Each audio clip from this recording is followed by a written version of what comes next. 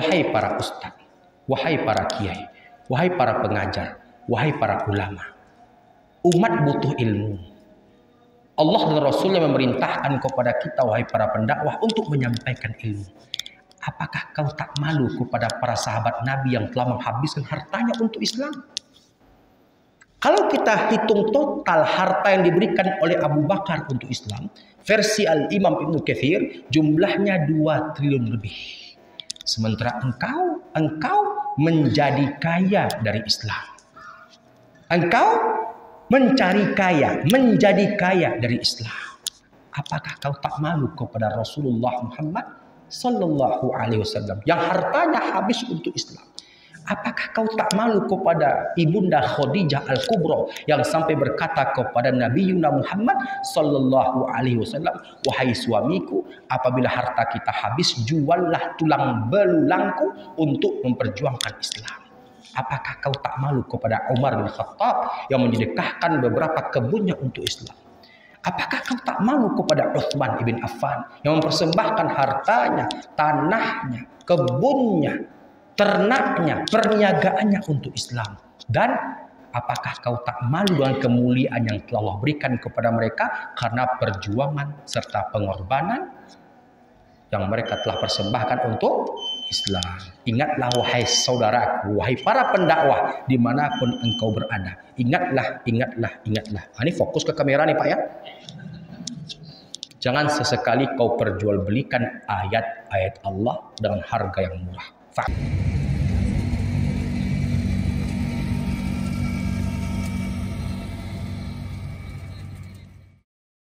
Baik Bapak Ibu, pada momentum yang berbahagia ini kami akan mengambil dan mengutip sebuah hadits Nabi alaihi salatu wassalam yang diriwayatkan oleh Imam Muslim dalam sahihnya dari sahabat Abu Hurairah, semoga Allah taala meridhoinya.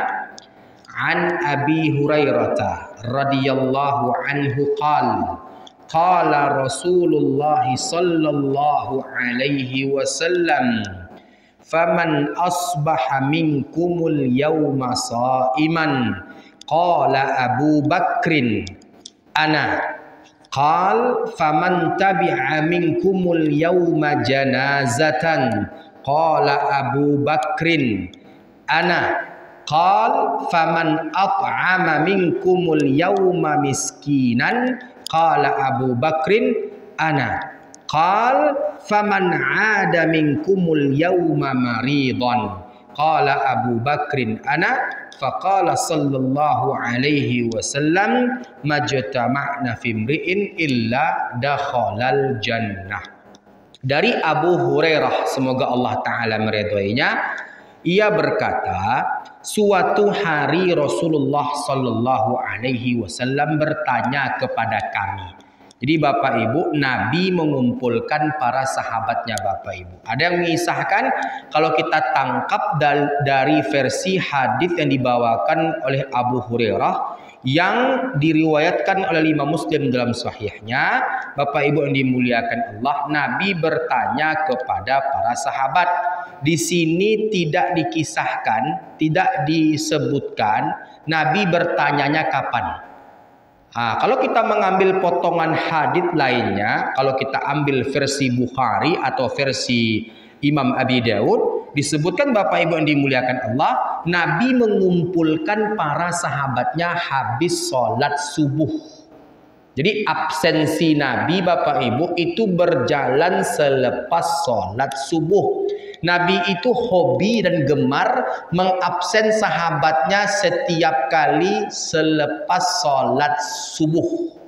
Karena tolak ukur kemunafikan itu Bapak Ibu berada di 2 waktu tersebut. Ya, jadi sholat yang paling berat dikerjakan oleh orang-orang munafik yaitu Isya dan subuh. Jadi Bapak Ibu, Nabi itu suka mengabsen sahabat-sahabatnya ketika habis sholat subuh. Jadi ketika ada sahabat yang nggak hadir Bapak Ibu, pasti ditanya oleh Nabi. Pasti ditanya oleh Nabi. Dan di antara bentuk-bentuk kemunafikan lainnya Bapak Ibu yang dimuliakan Allah, coba Bapak Ibu, wabil khusus Bapak, karena merupakan berjemaah itu adalah kewajiban bagi setiap kaum laki-laki. orang yang malas berjemaah untuk sholat ke masjid padahal dia mampu menempuhnya, maka itu pertanda telah tumbuh benih-benih kemunafikan yang ada pada diri orang tersebut. Faham Pak? Nah kalau ibu-ibu kan nggak wajib Pak, tapi ada dalil kita nggak boleh melarang perempuan untuk datang ke masjid. Jadi Bapak Ibu yang dimuliakan Allah, kalau kita ambil versi Bukhari atau versi Imam Abi Daud, Nabi alaihi salatu wassalam mengumpulkan sahabatnya habis subuh. Nah, Bapak Ibu yang dimuliakan Allah, ketika Nabi mengumpulkan sahabatnya habis subuh, Nabi bertanya kepada seluruh sahabatnya. Apa pertanyaan Nabi? Pertanyaan pertama Nabi setelah subuh kepada para sahabatnya adalah, Man asbaha minkumul yauma sha'imah. Siapa di antara kalian yang puasa hari ini? Semua sahabat Nabi diam. Kecuali satu orang. Siapa yang satu orang itu Pak? Abu Bakar. Abu Bakar radhiyallahu anhu mengangkat tangannya. Ana ya Rasulullah. Aku wahai Rasulullah. Nah setelah itu Nabi bertanya kembali Bapak Ibu. Ya setelah Abu Bakar mengangkat tangannya, Nabi bertanya kembali Bapak Ibu. Apa pertanyaan yang kedua? Nabi bertanya, Faman tabi'a minkumul yauma janazatan. Siapa yang menyelenggarakan jenazah hari ini? Semua sahabat Nabi diam. Kecuali Abu Bakar. Abu Bakar kembali untuk kedua kalinya mengangkat tangannya. Ana ya Rasulullah, aku wahai Nabi, aku wahai Rasulullah. Nah Nabi bertanya untuk ketiga kalinya, Faman at'ama minkumul yauma miskinan. Siapa yang hari ini telah memberi makan orang miskin? Maka semua sahabat Nabi terdiam kecuali satu orang. Siapa yang satu orang itu Pak? Abu Bakar. Ana ya Rasulullah. Setelah itu Nabi bertanya untuk yang keempat kalinya. Faman ada minkumul yauma maridhan. Siapa di antara kalian yang telah menjenguk orang sakit hari ini? Maka semua sahabat Nabi terdiam kecuali satu orang. Siapa yang satu orang itu Bapak Ibu? Abu Bakar. Ana ya Rasulullah. Maka Nabi bersabda, ketika yang empat ini berkumpul dalam diri seorang hamba, maka dia layak mendapatkan surga. Nah, nampak tuh Pak? Nah, yang pertama apa tadi Pak? Yang pertama apa tadi Bu? Apa tadi Bapak Ibu? Puasa. Yang kedua? Menyelenggarakan jenazah. Yang ketiga, memberi makan orang miskin. Yang keempat, menjenguk orang sakit. Yang empat ini Bapak Ibu hidup dalam kehidupan seorang hamba, maka dia layak untuk masuk ke dalam surga. Bahkan para ulama hadis ketika mensyarahkan hadis tersebut, ulama mengatakan Bapak Ibu ini merupakan tiket emas yang akan menyampaikan kaki kita ke dalam surga. Tapi pelaksanaannya Bapak Ibu tidak bisa dijeda Pak. Tidak bisa dipisah Bapak Ibu. Contoh, Ibu hari ini puasa. Besok menyelenggarakan jenazah. Lusa Bapak Ibu memberi makan orang miskin. Besoknya lagi Bapak Ibu menjenguk orang sakit. Nggak bisa begini Pak. Praktek pelaksanaannya keempat amalan yang kami sebutkan tadi, Bapak Ibu mengerjakannya dari terbitnya matahari sampai tenggelamnya matahari. Itu syaratnya Bapak Ibu. Makanya Pak, kalau bisa Bapak Ibu kerjakan sekali seumur hidup.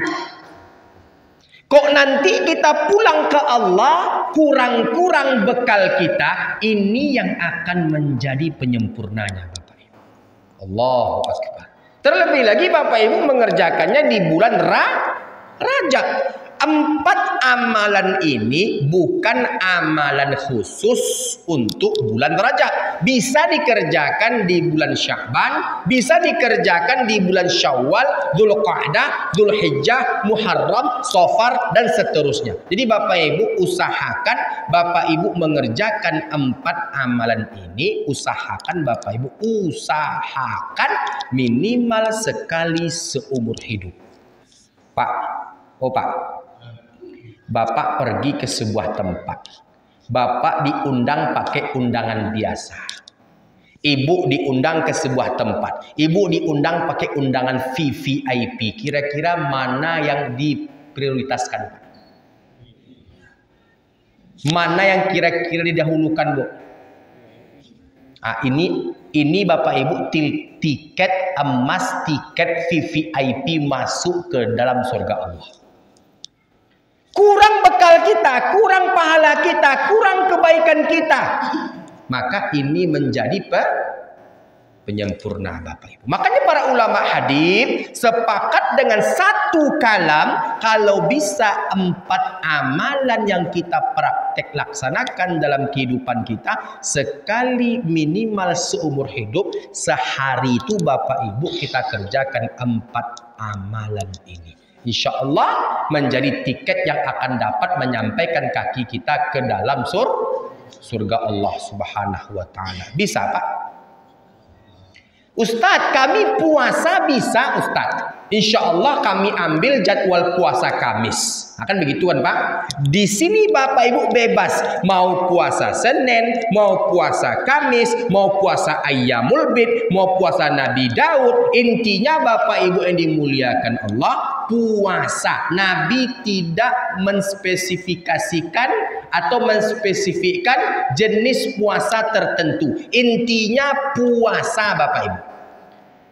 Bapak Ibu mau puasa Senin, di hari Senin Bapak Ibu berpuasa, puasa sunnah, maka barengi dia dengan memberi makan orang miskin, barengi dia dengan menjenguk orang sakit, barengi dia dengan menyelenggarakan jenazah. 4 amalan yang terkerjakan dalam satu hari, maka setidaknya sekali minimal seumur hidup Bapak Ibu kerjakan. Ini yang akan menjadi pelengkap penyempurna kekurangan kita ketika kita bertemu dengan Allah Subhanahu wa Ta'ala. Ustadz, kami puasa bisa, Ustadz. Memberi makan orang miskin bisa, Ustadz. Tapi Ustadz menyelenggarakan jenazah, kan nggak mungkin setiap hari orang meninggal, Ustadz. Ya kan, Pak? Kan nggak mungkin setiap hari orang meninggal, Ustadz. Ya kan, Pak?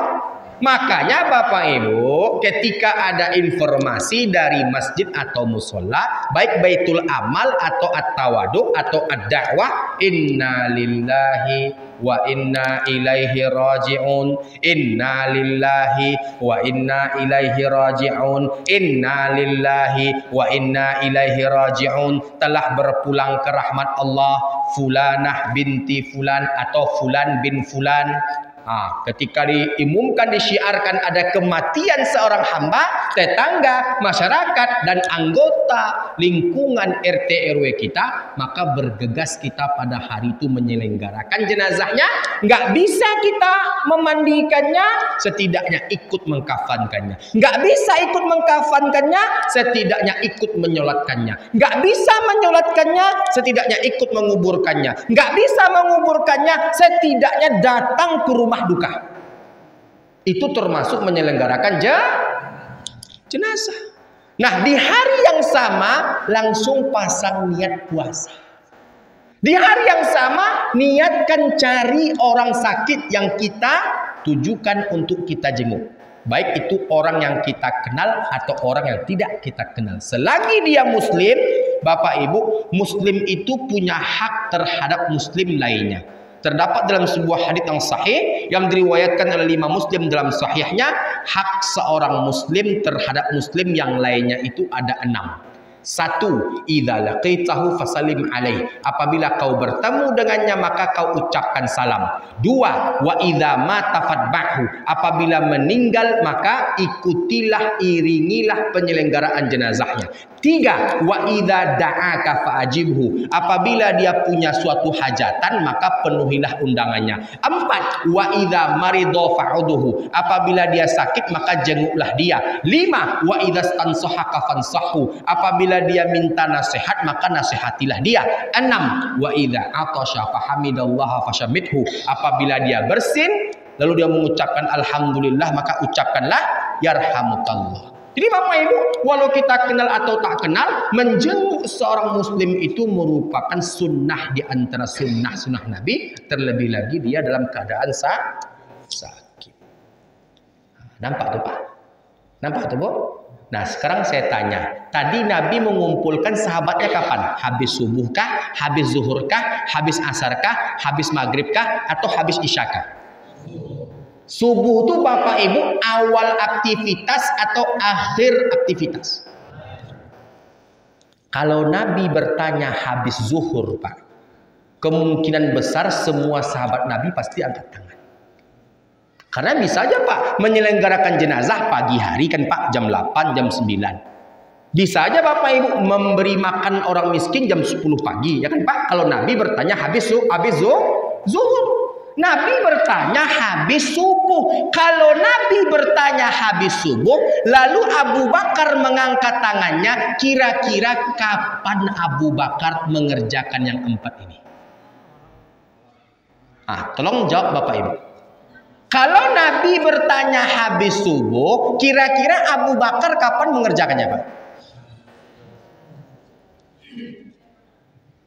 Kapan Abu Bakar memberi makan orang miskin? Kapan Abu Bakar menyelenggarakan jenazah? Kapan Abu Bakar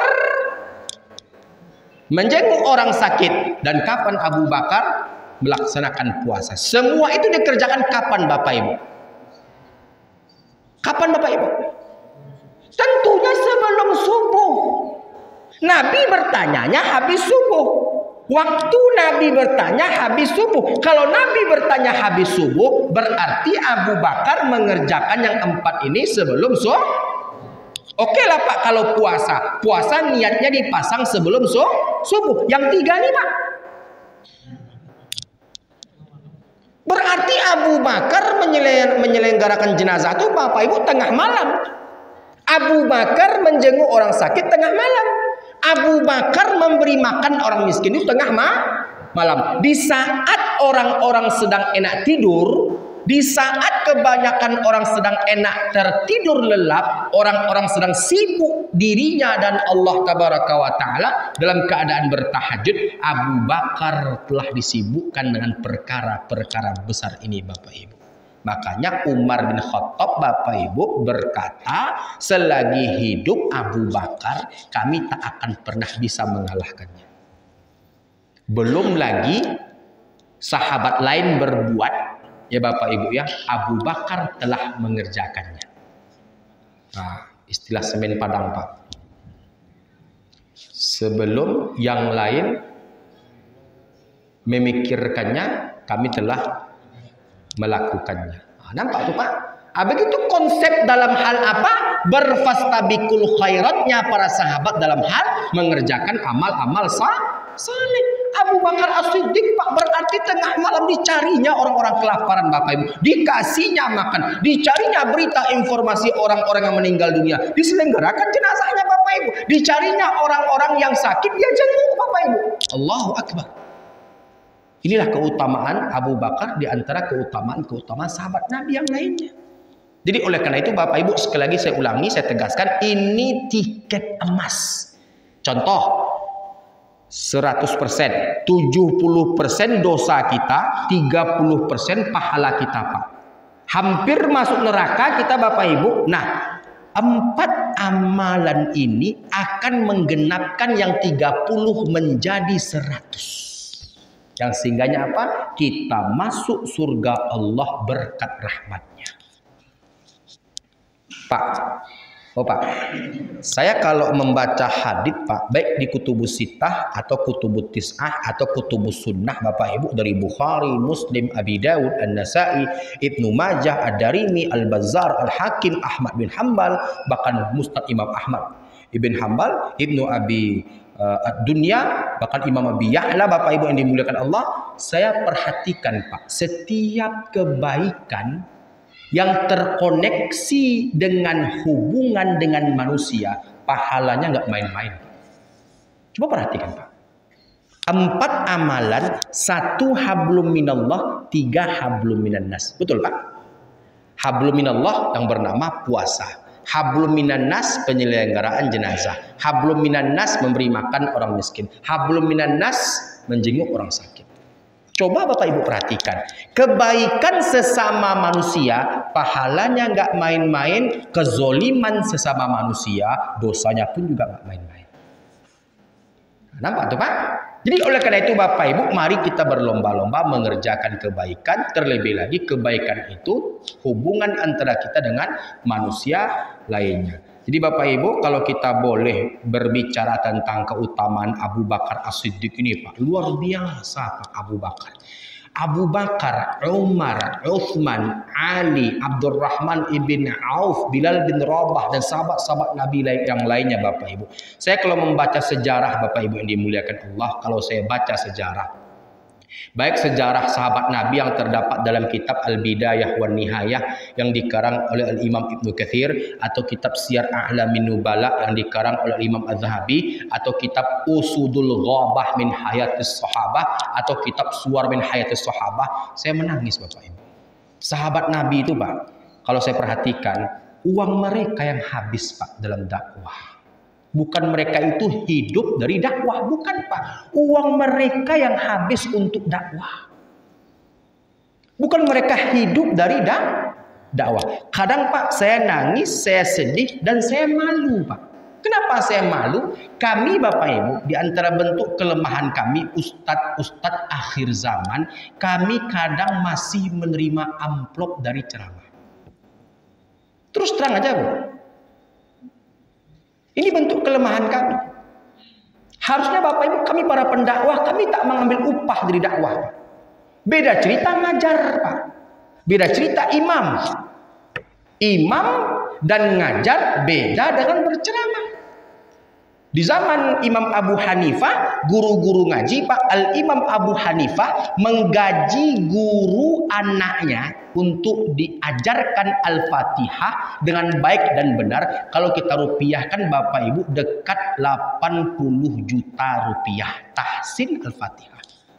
Gaji yang diberikan oleh Imam Abu Hanifah untuk guru ngaji anak. Nampak tuh Pak?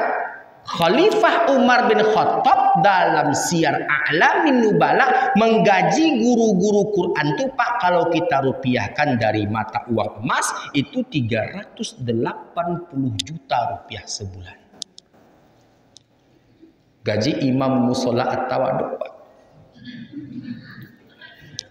Berapa Ustaz? Saya yakin Pak gajinya fantastis karena imam kita sehat nampaknya Pak. Saya tanda pengurus itu nggak berhasil dalam mensejahterakan imam atau gorim, itu biasanya Pak gorim atau imamnya kurus-kurus. Tapi kalau imamnya gemuk, alhamdulillah berarti sejahtera. Iya Ustaz? Saya bercanda Ustaz. Alhamdulillah. Jadi Bapak Ibu yang dimuliakan Allah, saya Pak, saya nggak gunakan bahasa kami, saya gunakan saya pribadi. Bapak Ibu, kami di antara bentuk kekurangan kami, ini live Bapak Ibu, ditonton oleh jutaan orang di dunia. Di antara bentuk kelemahan kami, ustadz para akhir zaman, kami masih mengambil amplop dari dakwah. Dakwah ini kewajiban Pak. Kalau kami tidak menyampaikan ilmu, ada ancamannya Pak. Kami akan dicambuk dengan cambuk dari neraka yang terbuat dari api neraka. Jadi para penuntut ilmu ketika menutupi ilmu yang dia tuntut, nggak disampaikannya kepada orang lain, maka Bapak Ibu ancamannya nggak main-main. Maka miris kita melihat ada ustadz yang bergantung ke amplop. La haula wala quwata illa billah. Ada masuk ke saya, ustadz gula nggak datang-datang ke musola at-tawadhu. Gara-gara amplop ndak indak Bapak. Insya Allah sampai hariku ambo istiqomah ke at-tawadhu Pak. Cuman ke patang ambo sakit. Bamu nak sakit Pak, duku 2 kilo.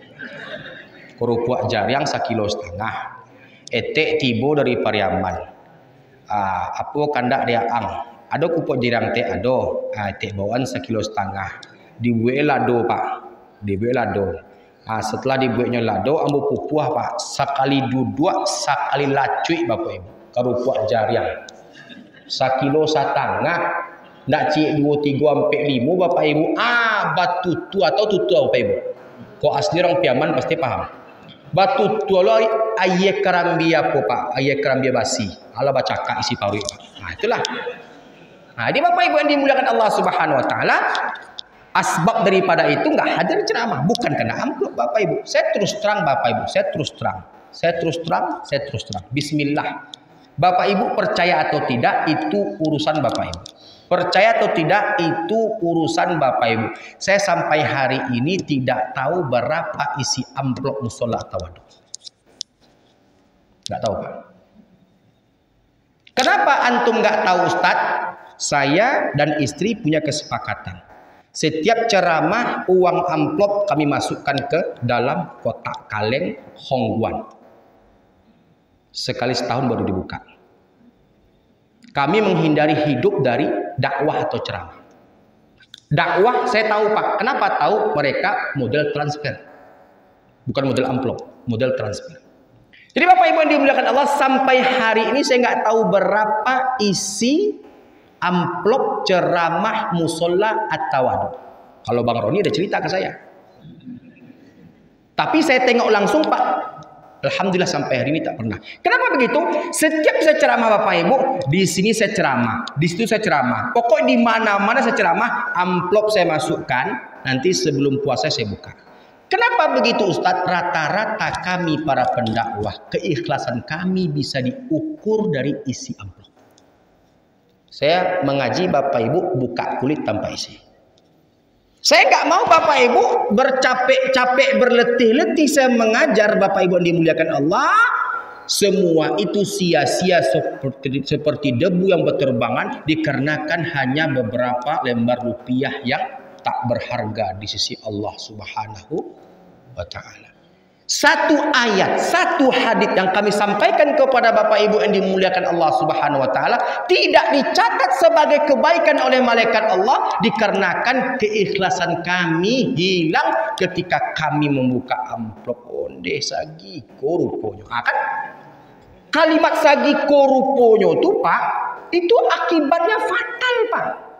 Setengah jam kita ngisi kajian Bapak Ibu, dapat hidayah orang tuh Bapak Ibu, gagal kita mendapatkan pahala gara-gara beberapa lembar rupiah yang kalau kita hitung dengan kebaikan yang didapatkan oleh orang-orang yang mendengarkan ceramah itu tak berbanding, bahkan kalau dibandingkan dengan dunia beserta seisinya Bapak Ibu, kita hampir saja mendapatkan surga Allah. Kalaulah bukan karena faktor gerutuan atau kita merasa kesal, tentunya Bapak Ibu kita bisa mendapatkan rahmat serta kebaikan dari Allah Subhanahu wa Ta'ala. Jadi Pak, saya masukkan ke kota Hongguan, saya masukkan. Jadi ada sebuah kisah unik Pak. Saya ngisi Bapak Ibu di Jalan Badak ujung Pak. Sampai hari ini masuk tahun ketiga saya ngisi Pak. Jadi Bapak Ibu dimuliakan Allah, saya masuk tahun ketiga ngisi. Saya nggak tahu berapa isi amplop. Pengurus tiba-tiba Pak waktu itu ngajak makan lontong. Saya terimalah ajakannya, saya makan. Padahal Bapak Ibu sebenarnya saya nggak makan pagi Pak kan. Jadi berkatalah pengurus ke saya. Yang hadir Bapak Ibu 5 orang, 6 orang. Kami mengaji kitab Bulughul Maram. Ustadz kok masih bertahan ngisi di musola kami Ustadz. Sementara Ustadz lainnya sudah pada menghilang. Bahkan di minggu Ustadz sajalah ada kajian. Minggu-minggu yang lainnya nggak ada Ustadz. Ya Alhamdulillah Pak, Allah sampaikan kaki saya. Mudah-mudahan ini menjadi berkah untuk kita semua. Apa cukup dengan apa yang kami beri kepada Ustadz? Kata pengurus Pak. Maksud Bapak? Ya maksud saya apakah cukup Ustadz? Ya Alhamdulillah lah Pak. Masa iya Ustaz cukup Ustaz? Emang Bapak beri berapa? Saya bilang begitu Pak. Emang Bapak memberikan saya berapa? Ah masa Ustaz nggak tahu? Saya nggak tahu Pak. Emang Bapak memberikan saya berapa? Saya nggak tahu Pak. Terus terang, saya jujur saya nggak tahu. Ah masa Ustaz nggak tahu? Emang Bapak berikan berapa? Masa iya saya nggak tahu? Saya nggak tahu Pak. Bapak berikan berapa ke saya? Jangan paksa saya Pak. Nggak percaya deh Bapak Ibu. Emang Bapak memberikan saya berapa? Tanya saya kepada si pengurus. Ustaz maaf 75.000 Ustaz. Astagfirullahalazim Pak. 75 Bapak kasih dokter nih Pak. Ya kurang ajar Bapak Pak. Akan Pak 3 tahun saya menahan semuanya Bapak Ibu. Hujan-hujan saya datang. Badai petir saya datang Bapak Ibu. Ke Jalan Badak Pak. Tua ujung. Setelah dia kasih tahu saya Bapak Ibu yang dimuliakan Allah 75, besok nggak datang saya Pak. Manusiawi Bapak Ibu, manusiawi 75. Abang dikasihnya selama di deh Cilaku Pak Jali. Ini fakta Pak, fakta Bapak Ibu. Tapi Bapak Ibu, hal yang seperti inilah yang sering mengganggu keikhlasan para pendakwah di medan-medan dakwah. Makanya Pak, saya punya kesepakatan dengan istri sampai hari ini amplop itu tak pernah dibuka. Tak pernah dibuka. Karena mengganggu Pak. Syaitan itu lebih berpengalaman Pak dalam hal menggoda serta mengganggu anak cucu Adam. Terlebih lagi umat Nabi Muhammad Sallallahu Alaihi Wasallam. Ini Bapak Ibu yang dimuliakan Allah Subhanahu Wa Taala. Ada beberapa masjid di antaranya seperti Musola Tawadu, Masjid Baitul Amal, Masjid Nurul Ukhuwah, Masjid Baitul Muktamar, Baitul Amal, Baitul Muktamar. Memang nggak tahu saya Pak. Nantilah kalau Bang Roni ke rumah nanti saya tunjukkan kotaknya. Nanti saya kocok-kocok kotaknya Bang Roni. Abang boleh ambil 1 amplop aja. Nah, begitu Bapak Ibu. Nah ini cara seperti ini saya diajarkan oleh guru saya Pak. Karena beliau punya kerisauan, rata-rata dai dan para pendakwah itu bergantung Bapak Ibu di amplop-amplop ceramah. Kalau amplopnya besar, mereka berebut untuk hadir mengisi di masjid tersebut. Tapi kalau amplopnya kecil. Nah, jadi Pak, saya mengukur diri saya nggak mengukur ustadz lain. Saya mengukur kelemahan saya. Saya mengukur kekurangan saya. Makanya Bapak Ibu nggak saya buka. Yang singgahnya apa? Ketika sekali setahun saya buka, saya nggak tahu ini dari masjid ini dari musola ini. Saya tahu Pak kadang-kadang ada kop nama di amplop itu. Contoh Masjid Baitul Amal. Itu kita tahu Pak kan. Nah kalau sudah berjeda lama Bapak Ibu, kita tidak mempermasalahkan. Karena kita sudah menjadi aktivitas rutin ngisi di tempat tersebut. Nah, kenapa saya malu Bapak Ibu yang dimuliakan Allah? Seperti yang saya katakan tadi, kalau kita membaca sirah para sahabat, sahabat itu uangnya yang habis untuk Islam Bapak Ibu. Hartanya yang habis untuk Islam. Bukan mereka hidup dari Islam. Makanya Pak, setuju saya slogan yang ditulis dipampang di kantor PDM Muhammadiyah Kota Pekanbaru, hidupilah Muhammadiyah. Jangan mencari hidup di Muhammadiyah. Begitu Pak harusnya mental seorang kesatria dakwah Bapak Ibu. Uang mereka, harta mereka, jiwa mereka, darah mereka, harga diri mereka, mereka persembahkan untuk Allah dan Rasulnya. Berapa Pak yang telah dipersembahkan oleh Abu Bakar untuk Islam? Bapak Ibu mau tahu? Mau tahu Pak? Berapa yang telah dipersembahkan oleh Abu Bakar untuk Islam? Bapak Ibu mau tahu? Kita membaca keutamaan sahabat nih Bapak Ibu. Keutamaan Abu Bakar ini, Umar ini, Utsman ini, Ali ini, dan sahabat-sahabat Nabi yang lainnya. Bapak Ibu yang dimuliakan Allah Subhanahu wa taala, dalam kitab Al-Bidayah wan Nihayah juz 7 halaman 214 diceritakan oleh sejarah Abu Bakar Bapak Ibu pernah tertangkap tangan, ya, kalau dihitung Bapak Ibu menyumbangkan uangnya dalam bentuk dirham senilai 30 juta dirham.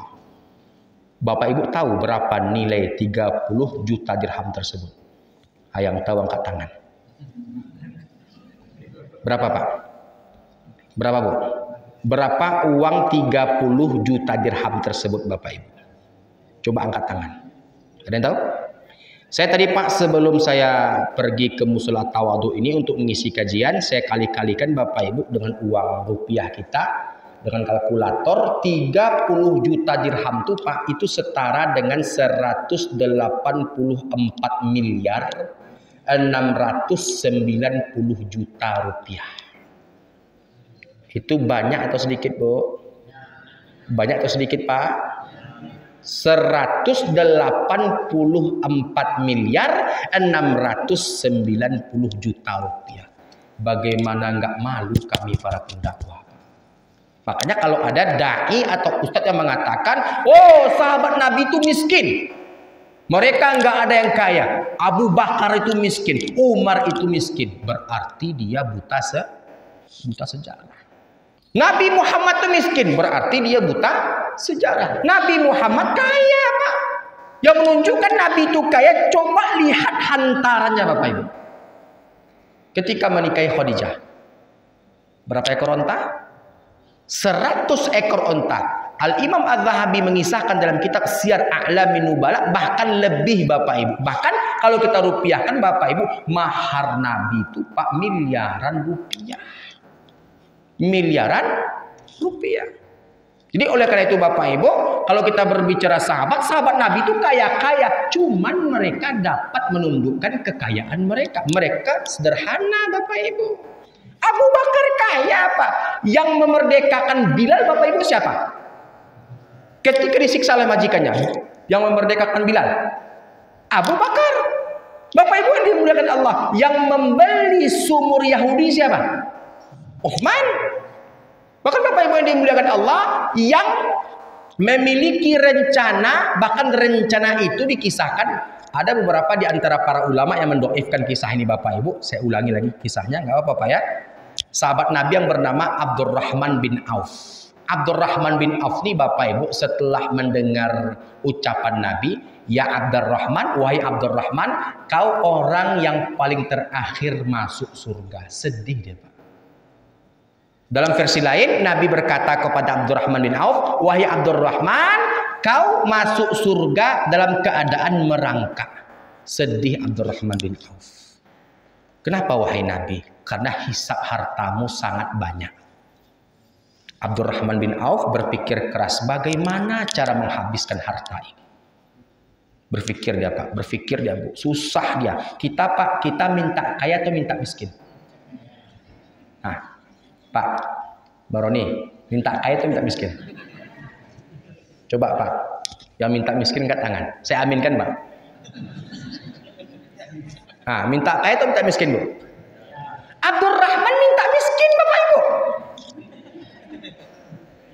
Kebalikannya Pak. Nah, jadi Bapak Ibu, waktu itu dikisahkan semua kebun-kebun kurma sahabat Nabi yang ada di Madinah semuanya siap panen. Ketika musim panen tiba, bersamaan panggilan kumandang jihad berkumandang. Sahabat Nabi tentunya mendahulukan panggilan jihad. Berangkatlah mereka berjihad, yang sehingganya mereka tak jadi memanen kebun-kebun kurma mereka. Dikarenakan kebun-kebun kurma yang nggak dipanen, tentu kurma-kurma itu pada membusuk. Nah, 2 bulan 3 bulan setelah pergi berjihad Bapak Ibu yang dimuliakan Allah, sahabat Nabi pulang kembali ke kota Madinah, mendapatkan kebun-kebun kurma mereka pada busuk semua Bapak Ibu. Mereka nggak sedih Pak, karena sahabat Nabi itu Pak, dunia itu berada di bawah kedua telapak kaki mereka. Di hati dan genggaman mereka itu ada Allah dan Rasulnya. Nggak sedih Bapak Ibu. Dapat ide lah Abdurrahman bin Auf, diboronglah semua kebun-kebun kurma busuk itu Bapak Ibu, dibeli dengan harga normal. Tentu sahabat Nabi senang Pak. Kenapa senang? Nggak jadi gagal Pak panen. Diborong Bapak Ibu dengan niatan supaya uangnya habis dan dia menjadi orang miskin. Setelah semua kebun-kebun kurma penduduk Madinah berpindah tangan ke Abdurrahman bin Auf, 2 bulan setelah itu Bapak Ibu datang utusan dari Raja Yaman. Yaman terkena wabah penyakit, kata para tabib obatnya adalah kurma busuk. Datanglah utusan ke Madinah membeli mencari kurma busuk dengan stok yang besar. Ketika ditanya kepada penduduk kota Madinah, siapa yang punya kurma busuk dalam stok dan jumlah yang besar, semua telunjuk mereka mengarah kepada Abdurrahman bin Auf. Akhirnya Bapak Ibu datanglah ke Abdurrahman, ya Abdurrahman, tolong kami jual semua kurma-kurma busuk engkau. Kami orang-orang Yaman terkena wabah, kami butuh kurma busuk tersebut. Kami belilah dengan harga 3 sampai 5 kali lipat. Gagal miskin Bapak Ibu. Nah, nampak tuh Pak? Nampak tuh Bu? Itu akibat mendahulukan Allah dan Rasulnya, mendahulukan akhirat daripada dunianya. Jadi Bapak Ibu yang dimuliakan Allah, 30 juta dirham tuh nggak main-main tuh Pak. Nggak main-main tuh Bu. Luar biasa besarnya Bapak Ibu. Itu baru dirham. Kalau kita masuk ke dinar, Al-Imam Ibnu Katsir mengatakan dalam kitab Al-Bidayah wan Nihayah, sumbangan Abu Bakar 150.000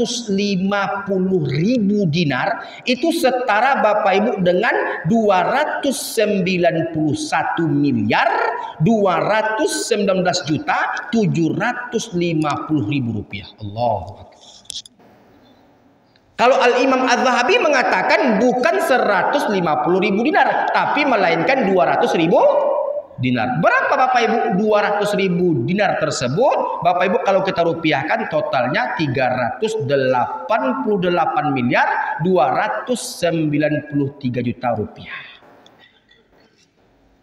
Dan itu belum mencakup kebun, belum mencakup onta, belum mencakup kuda, belum mencakup perlengkapan perang. Bapak Ibu, kalau kita hitung dengan onta yang jumlahnya 1.000 ekor, yang 1.000 ekor itu kalau kita rupiahkan 7 miliar 740 juta rupiah total secara keseluruhan Bapak Ibu yang diberikan oleh Abu Bakar dalam satu tangkapan sejarah, karena Bapak Ibu para sejarawan berbeda pendapat dalam hal berapa harta yang telah dipersembahkan oleh Abu Bakar untuk Islam. Nah, versi Al-Imam Ibnu Katsir, total harta ataupun uang ataupun apa yang telah dipersembahkan oleh Abu Bakar untuk Islam itu kalau dirupiahkan Bapak Ibu totalnya 2 triliun 532 miliar 942 juta